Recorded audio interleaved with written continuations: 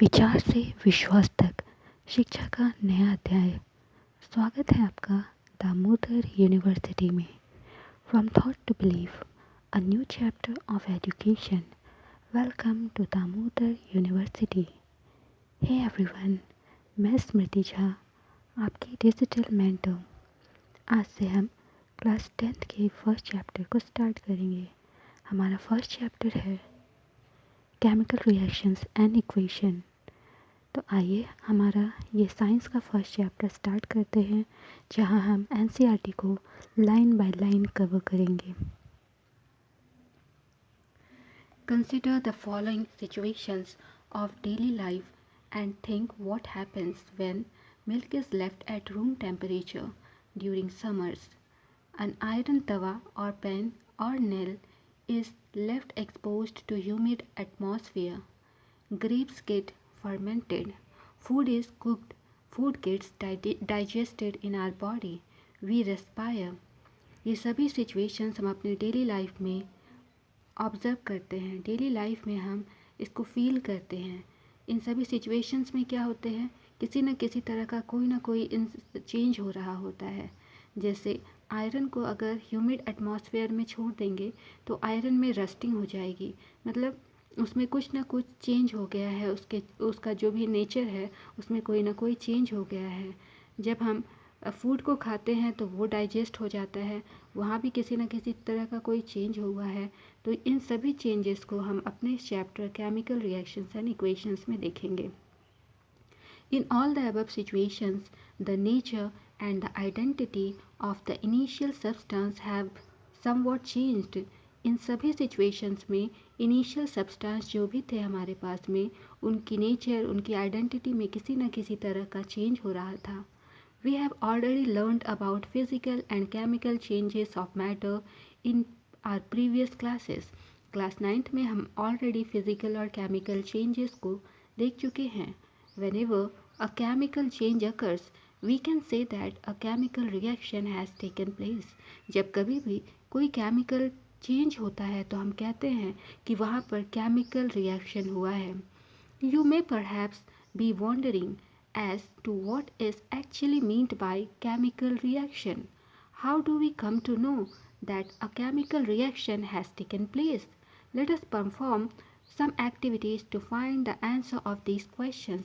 हम जानना चाहते हैं कि आखिर केमिकल रिएक्शन क्या होता है, हमें कैसे पता चलता है कि कोई भी किसी तरह का कोई भी चेंज हुआ है तो वो केमिकल रिएक्शन है, हमें कैसे पता चलेगा। इसके लिए आइए कुछ एक्टिविटीज़ करते हैं। पहली एक्टिविटी है हमारे पास activity 1.1। This activity needs a teacher's assistance. It would be better if students wear suitable eye glasses. इस एक्टिविटी को करने के लिए सबसे पहले टीचर की गाइडेंस की ज़रूरत होगी, एंड जब इस एक्सपेरिमेंट को आप करोगे तो आई ग्लासेस वियर करना ना भूलें। Clean a magnesium ribbon about 3 to 4 centimetre long by rubbing with sandpaper। सबसे पहले 3 से 4 सेंटीमीटर का मैग्नीशियम रिबन आपको लेना है। मैग्नीशियम रिबन को सैंड पेपर से रब करना है। रब करने के पीछे रीज़न एक ही होता है कि मैग्नीशियम रिबन को जब आप स्टोर करते हो तो उसके ऊपर मैग्नीशियम ऑक्साइड की एक परत आ जाती है, एक लेयर आ जाती है।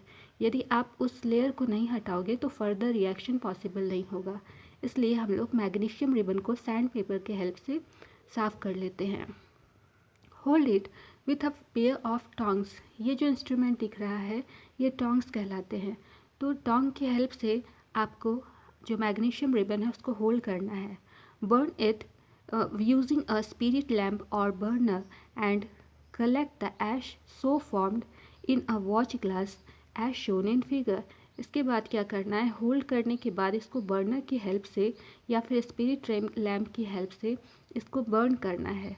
जब बर्न करोगे तो यहाँ पर ये वॉच ग्लास है, वॉच ग्लास में आपको इसका जो ऐश है मैग्नीशियम रिबन के ऐश को कलेक्ट करना है। Burn the magnesium ribbon keeping it away as far as possible from your eyes. जब एक्सपेरिमेंट कर रहे हो तो मैग्नीशियम रिबन जब बर्न करोगे तो अपनी आइज़ को दूर रखना। What do you observe? तो यहाँ पर फाइनली ये जब एक्सपेरिमेंट किया तो क्या ऑब्ज़र्व किया आपने मैग्नीशियम रिबन लिया, मैग्नीशियम रिबन को बर्नर की हेल्प से इसको बर्न किया। जब बर्न किया तो हमारे पास में एक नया सब्सटेंस इसके ऐश के फॉर्म में मिला। ये नया सब्सटेंस क्या कहलाया? मैग्नीशियम ऑक्साइड कहलाया। You must have observed that magnesium ribbon burns with a dazzling white flame and changes into a white powder. आप इस एक्सपेरिमेंट में ऑब्जर्व करोगे कि मैग्नीशियम रिबन जब बर्न हुआ तो डैजलिंग वाइट फ्लेम उससे उससे आउट हुई थी, और उसके बाद मैग्नीशियम रिबन बर्न होने के बाद एक वाइट पाउडर के फॉर्म में आपको मिलता है। This powder is magnesium oxide. ये पाउडर मैग्नीशियम ऑक्साइड के नाम से जाना जाता है। It is formed due to the reaction between magnesium and oxygen present in air. ये मैग्नीशियम ऑक्साइड कैसे फॉर्म हुआ? हमने तो मैग्नीशियम रिबन को जलाया था, लेकिन मैग्नीशियम रिबन क्या होता है? ऑक्सीजन, एटमॉस्फेयर में प्रेजेंट ऑक्सीजन के साथ में रिएक्ट करता है एंड हमें रिजल्ट क्या मिलता है? Magnesium oxide. नाउ एक्टिविटी 1.2 हमारे पास में है। इस एक्टिविटी में हमें क्या करना है? Take lead nitrate solution in a test tube. एक टेस्ट ट्यूब लेना है, उसमें लेड नाइट्रेट का सॉल्यूशन आपको डालना है। Add potassium iodide solution to this. Potassium iodide के सॉल्यूशन को उसमें ऐड करना है। What do you observe? आप क्या ऑब्जर्व करोगे? जब ये एक्सपेरिमेंट आप करोगे तो आप देखोगे कि जो आपने लेड नाइट्रेट और पोटेशियम आयोडाइड के सॉल्यूशन को जब आपने मिक्स किया तो उनके कलर जो है वो चेंज हो गया। जो भी कलर होगा उसका कलर चेंज हो जाएगा। तो इस एक्टिविटी में कलर चेंज हो गया, और फर्स्ट एक्टिविटी में क्या था? उसका स्टेट चेंज हो गया था जो एक्टिविटी हमने किया। नेक्स्ट है 1.3 एक्टिविटी। इस एक्टिविटी में क्या करना है? Take a few zinc granules in a conical flask और ए टेस्ट ट्यूब। सबसे पहले एक टेस्ट ट्यूब लेना है। इस टेस्ट ट्यूब में आपको जिंक ग्रैन्यूल लेना है। ये देखिए यहाँ पर ये जो दिख रहा है ये पार्टिकल, ये है जिंक ग्रैन्यूल्स। तो जिंक ग्रैन्यूल्स लेना है। ऐड डाइल्यूट हाइड्रोक्लोरिक एसिड और सल्फ्यूरिक एसिड टू दिस।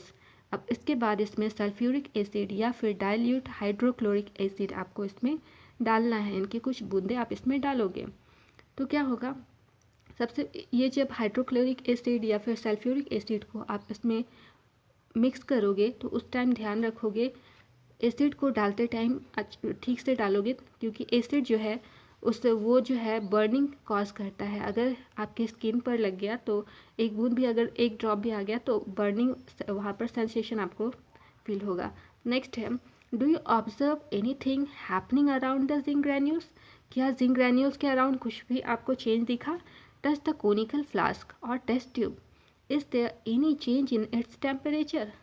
जब आप कोनिकल फ्लास्क को यहाँ पर टच करोगे तो इस केस में क्या होगा? ये कोनिकल फ्लास्क है, यहाँ पर आपको हीट आपको फील होगा, ये गर्म फील होगा यहाँ पर। फ्रॉम द अबव 3 एक्टिविटीज़, आपने 3 एक्टिविटीज़ अब तक की। अब तीनों एक्टिविटीज़ से आपको क्या पता चला? We can say that any of the following observations help us to determine whether a chemical reaction has taken place. जब कहीं पर कोई भी केमिकल रिएक्शन हो रहा होता है तो हमें 4 तरह की चेंजेस दिखाई पड़ती है। अगर ये 4 चेंजेस आपको दिखे तो हम कहेंगे कि यहाँ पर केमिकल रिएक्शन हुआ है। क्या क्या चेंज हो सकता है? पहला है चेंज इन स्टेट, जैसा फर्स्ट एक्सपेरिमेंट में हमने देखा था, स्टेट चेंज हो जाती है, अवस्था चेंज हो जाती है। नेक्स्ट है change in colour, second experiment में हमने देखा कि कलर चेंज हो जाता है। नेक्स्ट है इवोल्यूशन ऑफ गैस, मतलब गैस बाहर निकलती है। और चौथा है चेंज इन टेम्परेचर, ये जो हमारा थर्ड एक्सपेरिमेंट था, यहाँ पर टेम्परेचर चेंज हो रहा था। तो अगर ये चारों चीज़ें आपको कहीं पर दिखी कि कोई भी सब्सटेंस आपने डाला उसका स्टेट चेंज हो गया एक्सपेरिमेंट के दौरान, उसका कलर चेंज हो गया, किसी तरह का गैस इवॉल्व हो गया, या फिर टेम्परेचर चेंज हुआ, तो हम कहेंगे कि यहाँ पर केमिकल रिएक्शन हुआ है। As we observe the changes around us, we can see that there is a large variety of chemical reactions taking place around us. जब हम अपने चारों ओर देखते हैं तो इस तरह की बहुत सारी केमिकल रिएक्शंस हम अपने आसपास होते हुए देखते हैं। We will study about the various types of chemical reactions and their symbolic representations in this chapter. इस चैप्टर में हम different टाइप के chemical reactions और उनके symbolic representations को देखेंगे। नाउ केमिकल रिएक्शन क्या होता है? केमिकल इक्वेशन क्या होता है, आइए इस पर नज़र डालें। Chemical equation activity 1.1 can be described as when a magnesium ribbon is burned in oxygen it gets converted to magnesium oxide। Activity 1.1 जो आपने किया था उसको अगर आपको डिस्क्राइब करने के लिए कहा जाए तो आप इसी तरह से डिस्क्राइब करोगे कि जब एक मैग्नीशियम रिबन को हमने बर्न किया ऑक्सीजन के प्रेजेंस में तो क्या हुआ, वो कन्वर्ट होकर मैग्नीशियम ऑक्साइड में चेंज हो गया, मैग्नीशियम ऑक्साइड हो गया कन्वर्ट होकर के। तो ये जो डिस्क्रिप्शन था ये तो काफ़ी लंबा चौड़ा डिस्क्रिप्शन है। This description of a chemical reaction in a sentence form is quite long, काफ़ी लंबा है। It can be written in a shorter form, इसको शॉर्ट फॉर्म में भी हम लोग लिख सकते हैं। The simplest way to do this is to write it in the form of word equation. Simplest way है इसको लिखने का कि हम इसे वर्ड इक्वेशन के फॉर्म में लिखें। The word equation for the above reaction would be, अब इसके लिए हम वर्ड इक्वेशन कैसे लिख सकते हैं, तो मैग्नीशियम को ऑक्सीजन के प्रेजेंट में हमने बर्न किया था तो हम इसको इस तरह से लिख सकते हैं मैग्नीशियम प्लस ऑक्सीजन, और हमको रिजल्ट क्या मिला था, हमें रिजल्ट मिला था magnesium oxide. The substance that undergo chemical change in the reaction 1.1 magnesium and oxygen are the reactants, मतलब जिन दो सब्सटेंस को आपने कंबाइन किया और जिनमें केमिकल रिएक्शन हुआ वो आपका क्या कहलाता है, रिएक्टेंट्स कहलाता है। मैग्नीशियम और ऑक्सीजन यहाँ पर हमारे रिएक्टेंट्स हैं। The new substance is magnesium oxide formed during the reaction as a product, and इन दोनों के केमिकल रिएक्शन के बाद जो नया प्रोडक्ट हमें मिला मैग्नीशियम ऑक्साइड जो हमें मिला, ये मैग्नीशियम ऑक्साइड क्या कहलाता है, प्रोडक्ट कहलाता है। A word equation shows change of reactants to products through an arrow placed between them. ये वर्ड इक्वेशन जब आप लिखेंगे तो रिएक्टेंट और प्रोडक्ट के बीच में एक एरो आपको शो करना होगा।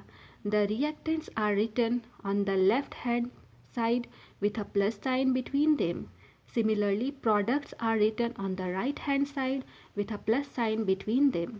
The arrowhead points towards the products and shows the direction of the reaction.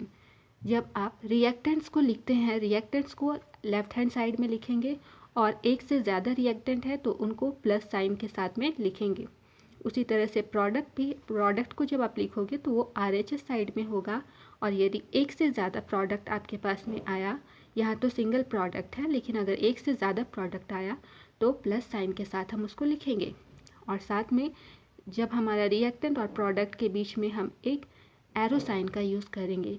ये एरो साइन बताता है कि रिएक्शन कहाँ से कहाँ के किस डायरेक्शन में हो रहा है, मतलब ये रिएक्टेंट है और ये एरो का हेड बताएगा कि आपके पास में क्या मिला है, ये जो सब्सटेंस मिला है वो आपका प्रोडक्ट है। Now writing a chemical equation, अब तक आपने इक्वेशन जो लिखा वो वर्ड फॉर्म में लिखा, अब इसको केमिकल फॉर्म में कैसे लिखेंगे वो सीखते हैं। Is there any other shorter way to representing a chemical equation, क्या केमिकल इक्वेशन को लिखने का कोई और शॉर्ट तरीका होता है? Chemical equations can be made more concise and useful if we use chemical formula instead of words. अगर हम केमिकल फार्मूला वर्ड की जगह केमिकल फार्मूला को यूज़ करें तो और भी ज़्यादा शॉर्ट फॉर्म में हम इसको लिख सकते हैं। A chemical equation represents a chemical reaction, एक केमिकल इक्वेशन हमें बताता है कि ये केमिकल रिएक्शन है। If you recall formula of magnesium oxygen and magnesium oxide the above word equation can be written as, अगर आपको मैग्नीशियम का फॉर्मूला याद है तो हम मैग्नीशियम को कैसे लिखते हैं, Mg, मैग्नीशियम के लिए Mg वर्ड का यूज़ करते हैं, ऑक्सीजन के लिए क्या यूज़ करते हैं, O2, और फाइनली मैग्नीशियम ऑक्साइड के लिए क्या यूज़ करते हैं, MgO। तो फाइनली हमने एक केमिकल इक्वेशन लिख डाला है। Count and compare the number of atoms of each element on the LHS and RHS of the arrow. अब ये केमिकल इक्वेशन हमने तो लिख दिया, अब इस इक्वेशन को हमें बैलेंस करना होगा। इसके लिए क्या करेंगे, LHS और RHS में जो भी हमारा एटम्स हैं उनको सबसे जो भी एलिमेंट है उसको हम काउंट करते हैं। तो मैग्नीशियम हमारा LHS में 1 है, RHS में मैग्नीशियम कितना है, 1 है, तो मैग्नीशियम हमारा बैलेंस है, मैग्नीशियम को चेंज करने की ज़रूरत नहीं है। ऑक्सीजन LHS में कितना है, 2 है, RHS में कितना है, ऑक्सीजन 2 है। तो इस केस में इसको बैलेंस करने की ज़रूरत पड़ेगी, तो हमको ऑक्सीजन को 2 बनाना होगा। तो 2 बनाने के लिए हम क्या करेंगे, यहाँ पर 2 नहीं लिखेंगे, जब भी 2 लिखेंगे तो यहाँ पर लिखेंगे मैग्नीशियम के आगे कॉफिशिएंट लिखना है, कॉफिशिएंट के फॉर्म में इसको लिखते हैं। तो जैसे ही आप यहाँ पर 2 पुट करेंगे तो इस केस में मैग्नीशियम भी हमारे पास में 2 हो जाएगा। देन फर्दर मैग्नीशियम को भी हमें बैलेंस करना होगा, तो LHS में हम मैग्नीशियम के सामने कॉफिशिएंट में 2 पुट कर देंगे, तो ये इक्वेशन हमारे यहाँ पर बैलेंस हो जाएगा। Now is the number of atoms of each element the same on both sides. यहाँ क्वेश्चन पूछ रहा है क्या दोनों साइड आपका नंबर ऑफ एटम सेम थे हर एक एलिमेंट का, तो आंसर है कि नहीं थे।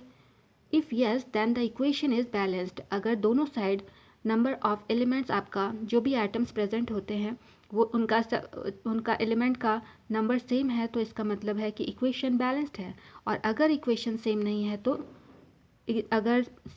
तो इसका मतलब इक्वेशन अनबैलेंस्ड है।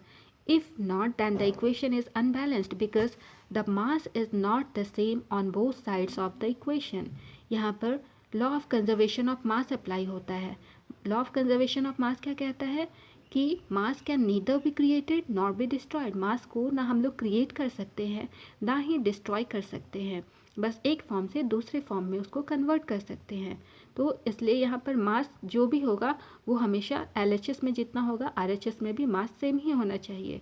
सच a chemical equation is a skeletal equation, chemical equation for a reaction. इस तरह का इक्वेशन जो बैलेंस्ड इक्वेशन नहीं है इसको हम लोग स्केलेटल इक्वेशन के नाम से जानते हैं। Equation 1.2 is a skeletal chemical equation for the burning of magnesium in air. तो ये हमारा जो इक्वेशन है ये एक स्केलेटल केमिकल इक्वेशन है। नाउ बैलेंसिंग करना सीखते हैं। बैलेंस्ड केमिकल इक्वेशन कैसे बैलेंसिंग करेंगे। Recall the law of conservation of mass that you studied in class 9th। Class 9th में आपने लॉ ऑफ कंजर्वेशन ऑफ मास पढ़ा था, मैंने भी आपको अभी रिकॉल करवाया है। लिखा हुआ है मास can neither be created not destroyed in A chemical reaction. किसी भी केमिकल रिएक्शन में ना मास को क्रिएट किया जा सकता है ना ही मास को डिस्ट्रॉय किया जा सकता है।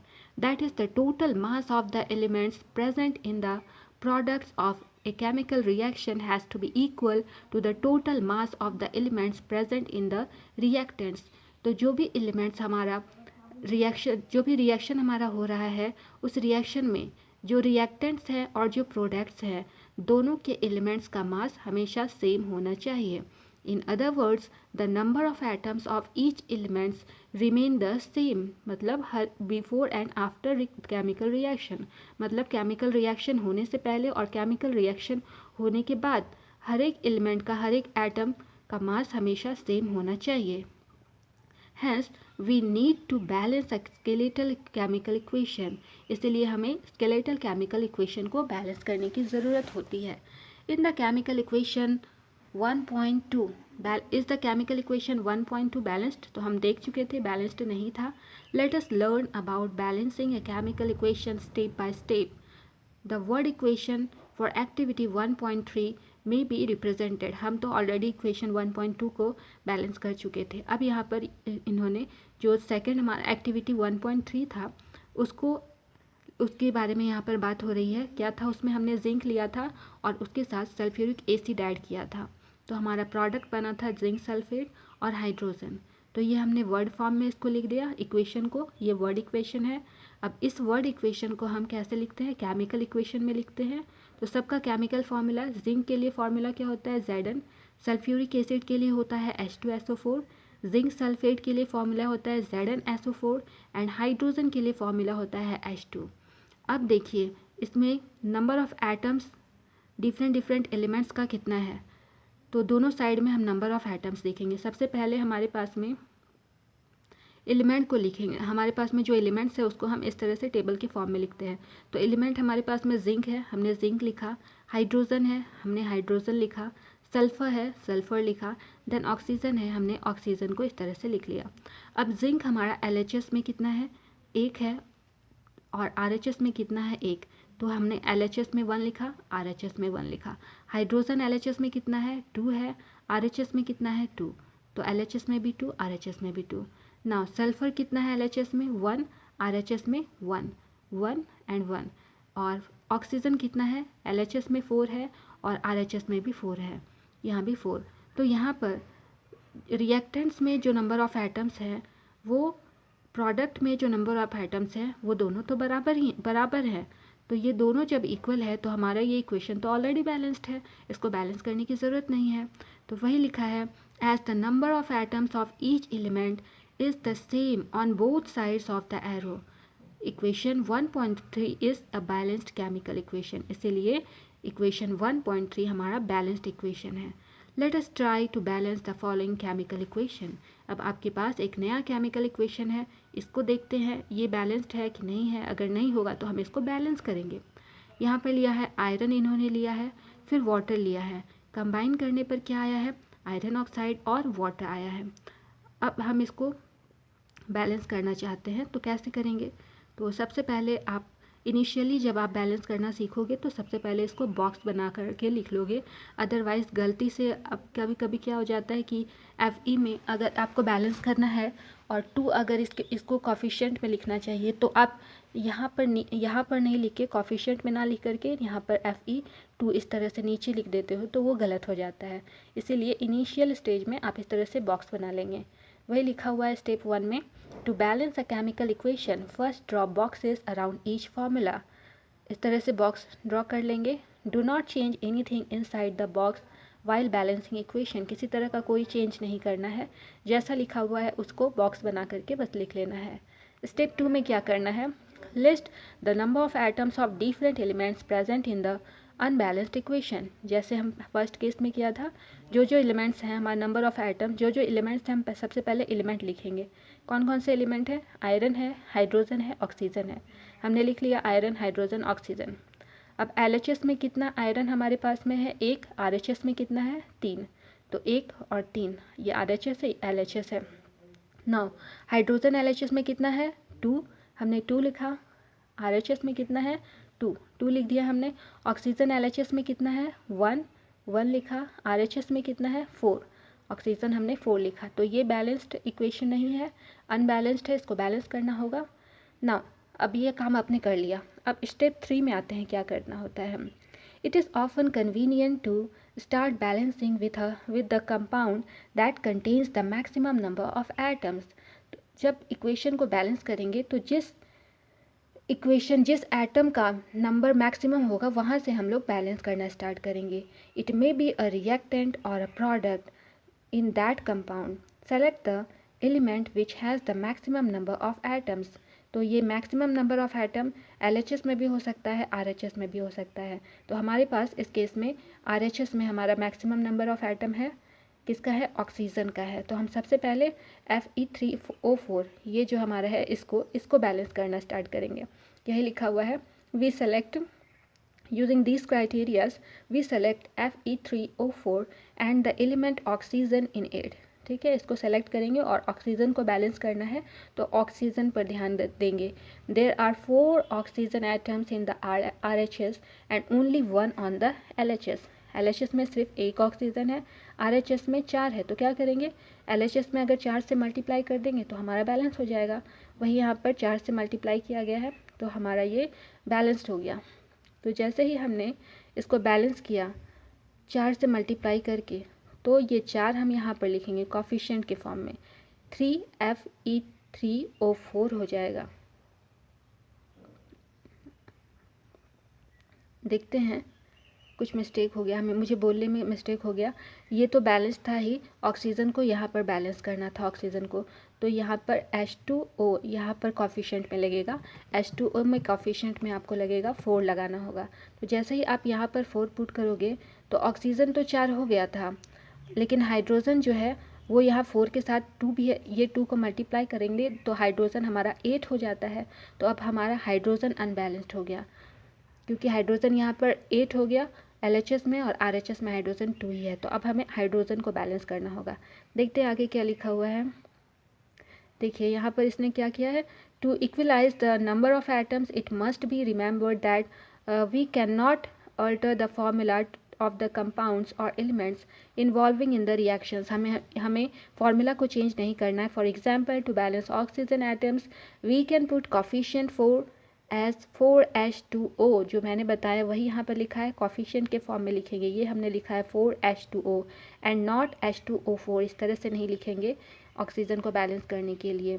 Now the partly balanced equation becomes, अब जो हमने बैलेंस किया ये इक्वेशन पार्टली बैलेंस्ड है क्योंकि फुली बैलेंस्ड होने में अभी समय है, तो ये हमारा पार्टली बैलेंस्ड है. अब यहाँ पर हाइड्रोजन हमारे पास में 8 हो गया है LHS में. देखते हैं अब स्टेप 4 क्या कहता है. स्टेप 4 कहता है iron and hydrogen atoms are still not balanced. अभी भी आयरन और हाइड्रोजन अनबैलेंस्ड है. Pick any of these elements to proceed further. Let us balance hydrogen atom in the partly balanced equation. अब इन्होंने हाइड्रोजन एटम को balance करना start किया है.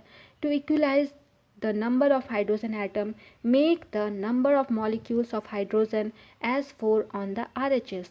अब हमें RHS में इसको 4 बनाना पड़ेगा. कैसे बनाना पड़ेगा. यहाँ पर 8 है, अगर हम यहाँ 4 से मल्टीप्लाई कर देंगे तो ये भी 8 हो जाएगा. तो इन्होंने वही किया है, 4 से मल्टीप्लाई कर दिया है RHS में, प्रोडक्ट साइड के RHS में. तो हमारे पास में नया इक्वेशन आ गया है, क्या है, Fe + 4H2O. प्रोडक्ट हमारे पास में आ गया Fe3O4 एंड 4H2. ये हमारा हो गया, हाइड्रोजन बैलेंस हो गया, ऑक्सीजन बैलेंस हो गया. अब हमें क्या करना है, सिर्फ बचा क्या, आयरन बच रहा है. आयरन यहाँ पर 3 है और यहाँ पर बेचारा आयरन अकेला है. तो अब हमें आयरन को बैलेंस करना है.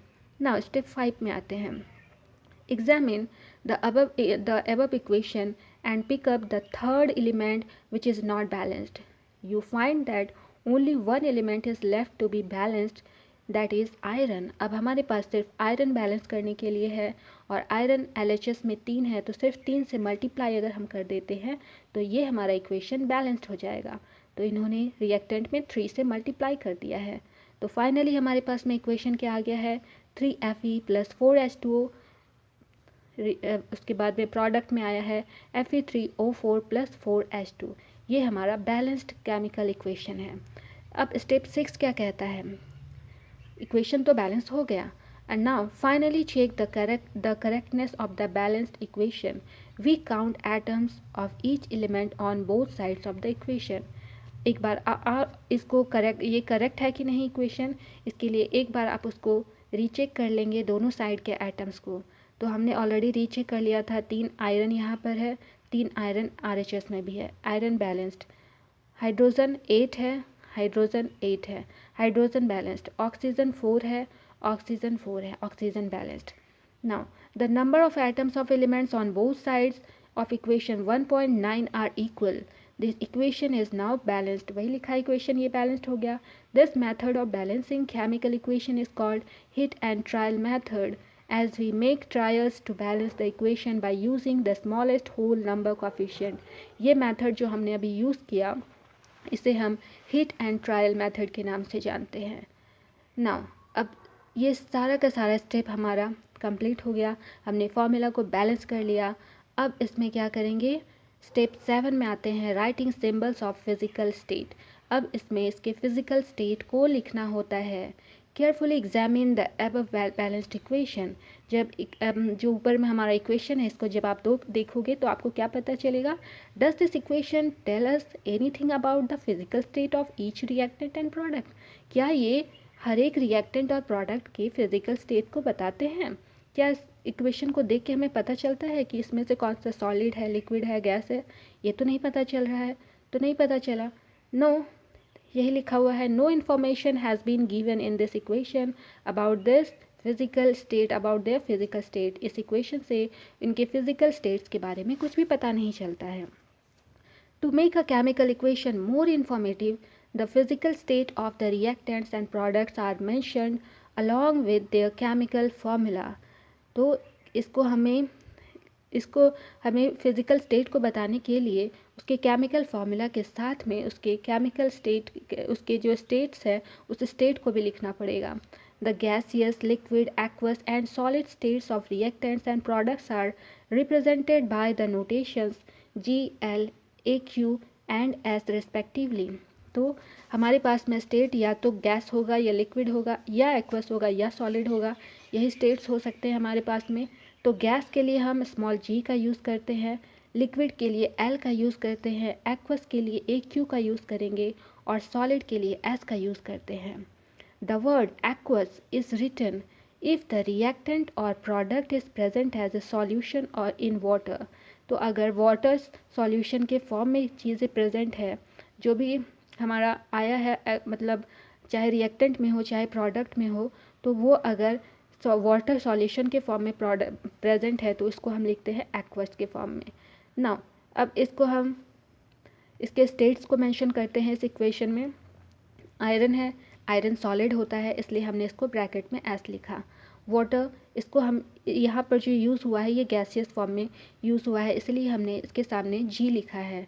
यहाँ पर आयरन ऑक्साइड जो हमारा बना ये सॉलिड है तो एस लिखा हमने इसके सामने, एंड हाइड्रोजन एक गैस है तो हमने इसके सामने जी लिखा है। Note that the symbol G is used with H2O to indicate that in this reaction water is used in the form of steam। यहाँ पर वही लिखा है, वाटर के सामने हमने जी यानी गैस शब्द का, गैस वर्ड का यूज़ किया है क्योंकि वाटर को स्टीम के फॉर्म में हमने इस इक्वेशन में यूज़ किया है। Usually physical states are not included in the chemical equations unless it is necessary to specify them. Generally हम लोग जब इक्वेशन बनाते हैं तो वहाँ पर इन सारे फिजिकल स्टेट्स को नहीं लिखते हैं, मतलब अनलेस एंड अनटिल आपको एग्ज़ाम में पूछा ना जाए, कहा ना जाए, तब तक ये मेंशन कर नहीं भी करोगे तो कोई परेशानी नहीं होगी। Sometimes the reaction conditions such as temperature, pressure, catalyst etcetera for the reaction are indicated above और below the arrow in the equation. For example, कभी कभी ऐसा होता है कि कुछ कैटलिस्ट दिए रहते हैं, कुछ टेम्परेचर, सर्टेन टेम्परेचर पर कोई रिएक्शन हुआ रहता है, तो उस चीज़ को हम इस तरह से एरो के ऊपर या फिर एरो के नीचे उसको डिनोट करते हैं। जैसे हमारे पास में ये इक्वेशन लिखा है, ये इक्वेशन जो है 340 एटमॉस्फेयर पे ये इक्वेशन जो है परफॉर्म किया गया था। उसी तरह से ये हमारा है, ये इक्वेशन जो है सनलाइट और क्लोरोफिल के प्रेजेंस में ये इक्वेशन परफॉर्म किया गया था। तो इन चीज़ों को इस तरीके से लिखा जाता है। Using these steps can you balance equation 1.2। Equation 1.2 को तो हम ऑलरेडी बैलेंस कर चुके थे, याद है, सिर्फ हमने 2 लगाया था। अच्छा, अब ये हमारा कंप्लीट हो गया है इतने दूर का पोर्शन। अब हमारे पास में इससे रिलेटेड जो क्वेश्चंस हैं इनको देख लेते हैं इनके आंसर्स के साथ में। Question number 1 is why should a magnesium ribbon be cleaned before burning in air. Magnesium ribbon को एयर में बर्न करने से पहले हम क्यों क्लीन करते हैं। मैंने ऑलरेडी आंसर आपको बता रखा है, देखते हैं क्या लिखा हुआ है। Magnesium is very reactive metal. Magnesium बहुत ही रिएक्टिव मेटल होता है। We stored it when stored it reacts with oxygen to form a layer of magnesium oxide on its surface। जब इसको हम स्टोर करते हैं तो ऑक्सीजन के प्रेजेंस में ये अपने पास में क्या होता है, मैग्नीशियम ऑक्साइड की एक लेयर बना लेता है। This layer of magnesium oxide is quite stable and prevents further reaction of magnesium with oxygen. इसकी वजह से हम फर्दर रिएक्शन पॉसिबल नहीं हो पाता है। The magnesium ribbon is cleaned by a sandpaper to remove this layer so that the underlying metal can be exposed into the air। तो ये जो हमारा मैग्नीशियम ऑक्साइड का लेयर था उस लेयर को रिमूव करने के लिए हम इसे सैंड पेपर की हेल्प से क्लीन करते हैं। Now question number 2 is right the balanced equation for the following chemical reactions. आपके पास में वर्ड इक्वेशन दिया है, इसके लिए फिर आपको फॉर्मूला लिखना है और उसको बैलेंस्ड फॉर्म में लिखना है। हाइड्रोजन प्लस क्लोरीन, प्रोडक्ट में है हाइड्रोजन क्लोराइड। हाइड्रोजन के लिए फॉर्मूला होता है H2, क्लोरीन के लिए होता है Cl2, हाइड्रोजन क्लोराइड के लिए होता है HCl। अब इसे बैलेंस करना है तो हमारे पास में हाइड्रोजन 2 है LHS में, RHS में एक ही हाइड्रोजन था। क्लोरीन LHS में 2 है, RHS में एक ही क्लोरीन था। तो इसे बैलेंस करने के लिए यहाँ पर हमने कॉफिशिएंट 2 का यूज़ कर दिया और ये इक्वेशन हमारा बैलेंस्ड हो गया। Question number 2 is barium chloride plus aluminium sulphate, product बना है barium sulphate plus aluminium chloride. Barium chloride के लिए फॉर्मूला होता है BaCl2। एल्युमिनियम सल्फेट के लिए फॉर्मूला होता है Al2SO4 होल 3। इसी तरह से बेरियम सल्फेट के लिए फॉर्मूला होता है BaSO4 और एल्युमिनियम क्लोराइड के लिए फॉर्मूला होता है AlCl3। अब इस इक्वेशन को हम बैलेंस करने के लिए क्या करेंगे, हमारे पास में बेरियम क्लोराइड, बेरियम LHS में एक था, RHS में भी पहले एक ही था। क्लोरीन LHS में 2 था, RHS में क्लोरीन हमारे पास में 3 था, तो क्लोरीन हमारे पास में अनबैलेंस्ड था। एल्युमिनियम 2 था LHS में, RHS में एक ही था, इसको भी बैलेंस करना था हमें। इसके बाद क्लोरीन को सबसे पहले हमारे पास में ये अनबैलेंस था, तो इसको बैलेंस करना चाहते हैं। क्लोरीन 3 है तो हमें इसको 3 बनाना होगा, तो 3 तो पॉसिबल ही नहीं है कि हम 2 को 3 बना दें, तो इसके लिए या तो 2 पुट करेंगे या 3 पुट करेंगे। हमने यहाँ पर 3 पुट किया है। हिट एंड ट्रायल लगाएंगे तो आप आराम से, जैसे पूरा स्टेप बाय स्टेप है तो उस तरह से बैलेंस करेंगे। धीरे धीरे इस स्टेज में आएंगे तो ये डायरेक्टली आप सॉल्व कर लेंगे। तो यहाँ पर 3 पुट किया है हमने, तो हमारा क्लोरीन हो गया 3 2 6, तो हमारा यहाँ पर क्लोरीन हो गया 6 हो गया इस साइड में, और इस साइड में आपका क्लोरीन 3 था, तो इसको 6 बनाने के लिए 2 कॉफिशिएंट यहाँ पर पुट किया, तो क्लोरीन 6 हो गया यहाँ पर भी और यहाँ पर भी 6 हो गया, तो ये बैलेंस्ड हो गया। अब बेरियम हमारा अनबैलेंस्ड हो गया, यहाँ पर 3 है, इस साइड में एक ही था, इसको बैलेंस करने के लिए यहाँ पर हमने 3 कॉफिशिएंट पुट किया, तो ये हमारा बेरियम भी बैलेंस्ड हो गया। अब बेरियम क्लोरीन दोनों बैलेंस्ड है, लेकिन यहाँ पर 2 पुट किया था तो एल्युमिनियम हमारा अनबैलेंस्ड, अच्छा एल्युमिनियम भी बैलेंस हो गया था, यहाँ पर 2 था, यहाँ पर एल्युमिनियम 2 था, एल्युमिनियम बैलेंस्ड हो गया। अब सल्फ़र हमारा कितना है, सल्फ़र 1 है, यहाँ पर भी 1, यहाँ पर सल्फ़र 3 है, यहाँ पर सल्फ़र 3 है, यहाँ पर भी सल्फ़र 3 है, सल्फ़र, और ये ऑक्सीजन हो गया 4, ऑक्सीजन 4, ये 4 3 जा 12 हो गया, और यहाँ पर भी ऑक्सीजन 4 3 जा 12 हो गया, तो हमारा ये पूरा इक्वेशन बैलेंस्ड हो गया। नेक्स्ट इक्वेशन है हमारे पास में सोडियम। सोडियम के लिए फॉर्मूला होता है Na, वाटर के लिए H2O, सोडियम हाइड्रोक्साइड NaOH, और हाइड्रोजन के लिए H2। फिर से इसको बैलेंस करेंगे। सोडियम हमारा है Na, इस साइड में Na, दोनों साइड यहाँ पर पहले इसमें कोई इसको बैलेंस करने की ज़रूरत नहीं थी इनिशियल स्टेज में। जो हाइड्रोजन है H2 होता है, ये H2 है, और ऑक्सीजन हमारा O था। तो हम इसको जब बैलेंस करेंगे तो हाइड्रोजन ऑक्सीजन हाइड्रोजन इस साइड में 3 था, यहाँ पर 1, यहाँ पर 2 और यहाँ पर 3, तो हाइड्रोजन को बैलेंस करना होगा। हाइड्रोजन को बैलेंस करने के लिए हम क्या करेंगे, यहाँ पर 2 से मल्टीप्लाई करेंगे, तो ये हो जाएगा 4 हो जाएगा, हाइड्रोजन 4 हो गया। और इस साइड में हाइड्रोजन हमारे पास में कितना है, 2 और 1 3, एक और हाइड्रोजन चाहिए, तो हम यहाँ 2 से हमने मल्टीप्लाई कर दिया, तो टोटल हाइड्रोजन हमारे पास में हो गया 4। अब हाइड्रोजन बैलेंस हो गया, लेकिन ऑक्सीजन कितना हो गया, यहाँ पर 2 पुट करने से ऑक्सीजन भी 2 हो गया। अब इसको बैलेंस करने के लिए हमें यहाँ पर 2 लगाना पड़ेगा। जैसे ही 2 लगाएंगे तो सोडियम हमारा अनबैलेंस्ड हो जाएगा। अब सोडियम को बैलेंस करने के लिए यहाँ पर 2 लगाएंगे, तो ये इक्वेशन हमारा बैलेंस्ड हो जाएगा। Now question number 3 is right a balanced chemical equation with state symbols for the following reactants. यहाँ पर सिम्बल्स आपको लिखने हैं इस इक्वेशन को बनाने के लिए। जैसे वर्ड इक्वेशन आपको यहाँ पर ये लिखा हुआ है, पूरा का पूरा सेंटेंस के फॉर्म में लिखना है, तो सिंबल के साथ में लिखना है। Solutions of barium chloride and sodium sulphate in water react to give insoluble barium sulphate and the solution of sodium chloride. तो बेरियम सल्फेट के लिए फॉर्मूला होता है, बेरियम क्लोराइड लिखा हुआ है पहले, बेरियम क्लोराइड के लिए फॉर्मूला होता है BaCl2। सोडियम सल्फेट के लिए फॉर्मूला होता है Na2SO4 एंड क्या लिखा हुआ है, बेरियम सल्फेट के लिए फॉर्मूला होता है BaSO4 एंड सबसे लास्ट में लिखा है सोडियम क्लोराइड के लिए फॉर्मूला होता है NaCl। तो इसको बैलेंस करेंगे तो सब यहाँ पे सारी चीज़ें बैलेंस्ड है। सोडियम को आप बैलेंस करोगे, यहाँ पर 2 सोडियम है, इस साइड में 1 ही सोडियम था, इसको बैलेंस करने के लिए हमने यहाँ पर 2 पुट किया है। जैसे ही 2 पुट करेंगे तो क्लोरीन अपने आप यहाँ पर बैलेंस्ड हो जाएगा, यहाँ पर भी 2 क्लोरीन हो गया, यहाँ पर भी 2 क्लोरीन हो गया, तो ये इक्वेशन बैलेंस्ड हो गया।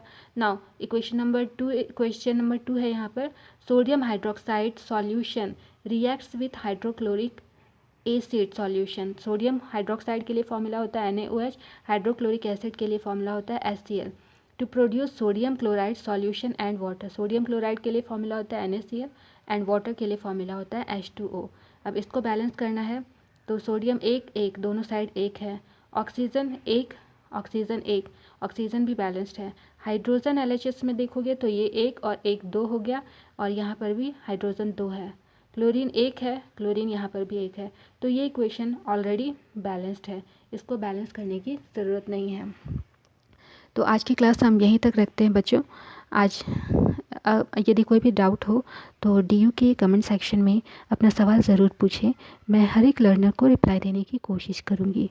Okay then, keep learning, keep growing only at DU। मिलते हैं अगली क्लास में एक नए टॉपिक के साथ। Tata, bye bye.